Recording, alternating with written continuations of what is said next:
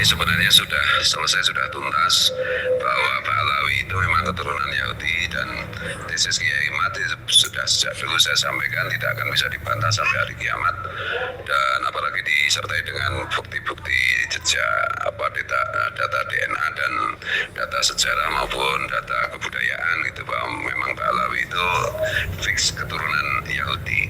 Nah, tugas kita sekarang jangan bosan-bosan, istiqomah terus-menerus seperti yang selama ini kita lakukan untuk memberikan pencerahan kepada publik, kepada netizen dengan mengulang-ulang.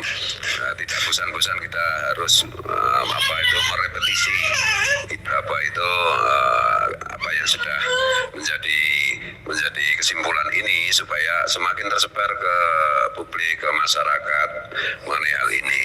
Jadi kita tetap harus terus-menerus istiqomah menyuarakan mengenai Pak Alawi itu adalah bukan keturunan Nabi dan adalah keturunan Yahudi. Jadi ini penting sekali, dan kita tidak boleh bosan, karena kita kadang-kadang khawatir juga kalau kita itu bosan karena mengulang-ulang topik yang sama, Ya, demikianlah kita sebagai YouTuber, sebagai guru untuk netizen, sebagaimana guru kita itu ngajari berkali-kali mengajari porogapit, mengajari sampai kalkulus itu menjelaskannya berulang-ulang, supaya murid yang sudah paham semakin paham, supaya murid yang belum paham menjadi paham. Demikian pula tentang topik ini, tentang Pak Alawi itu adalah terbukti dari segi apapun, dari segi manapun, mereka adalah bukan keturunan Nabi tapi keturunan Yahudi.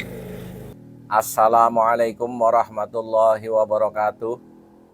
Saudara-saudaraku sebangsa dan setanah air yang kami cintai, bangunan kebohongan klan Pak Alawi mengaku sebagai keturunan Nabi Muhammad SAW telah berlangsung 550 tahun. Hal ini baru terbongkar secara ilmiah setelah adanya tesis Kiai Haji Imaduddin Utsman yang mengkaji secara literer, baik dari sisi nasab maupun dari unsur sejarah. Yang kedua, dengan perkembangan ilmu DNA, klan Pak Alawi juga diketahui tidak berhaplogrup yang sama dengan keturunan Nabi Muhammad SAW, sehingga sudah mustahil mereka itu keturunan Nabi Muhammad SAW.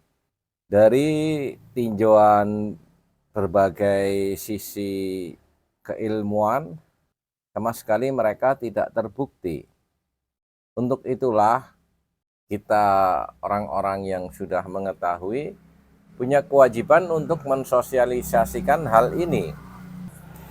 Kita lihat realita sebelum adanya tesis Kiai Haji Imaduddin Utsman, banyak kalangan muslim yang merasa lebih rendah dari klan Pak Alawi karena memang doktrin rasis mereka sangat masif sekali disuarakan, bahkan dengan membentuk sebuah struktur organisasi yang sangat kuat sekali, Robitoh Alawiyah dengan maktab daiminya, sehingga kita rasa masih butuh perjuangan yang sangat panjang untuk melakukan penyadaran, terutama kepada para mukibin-mukibinnya yang terlanjur taklid buta, menganggap apa yang para kabaib sampaikan itu sebuah kebenaran.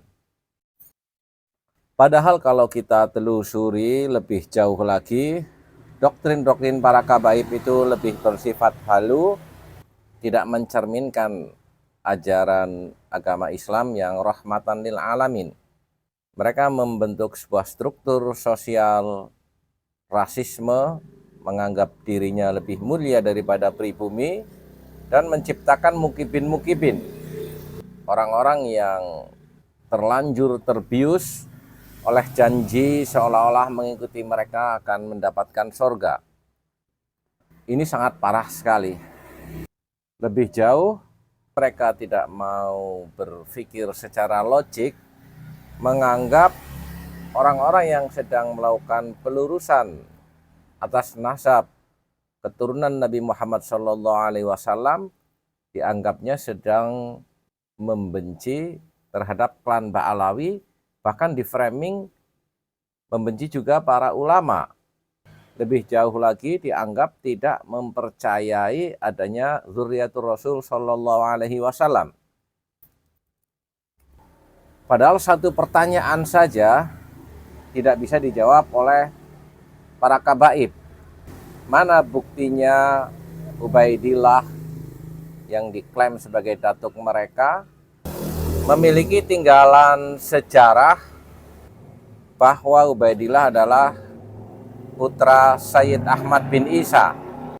Kita perlu banyak memaklumi terhadap keberadaan Mukibin yang sudah terlanjur terbuai menjadi pengikut fanatik butanya, namun juga tidak boleh bosan-bosan menyuarakan kebenaran bahwa klan Ba'alawi bukanlah keturunan Nabi Muhammad SAW. Dan bukankah hidup itu pilihan, di mana kita akan mengelompokkan diri kita kepada para pencari kebenaran, atau dengan kedunguannya akan mengikuti tanpa berpikir terhadap doktrin-doktrin para kabaib. Itulah yang menjadi kesadaran kita bahwa kita perlu mensosialisasikan kebenaran ini, apapun hasilnya dan apapun resikonya. Kita dituduh sebagai orang-orang yang sedang membenci, tetapi perjalanan waktu akan membuktikan kebenaran, akan menemukan jalannya sendiri, dan serapih apapun kebohongan pasti akan terkuak juga. Walafu minkum, wassalamualaikum warahmatullahi wabarakatuh.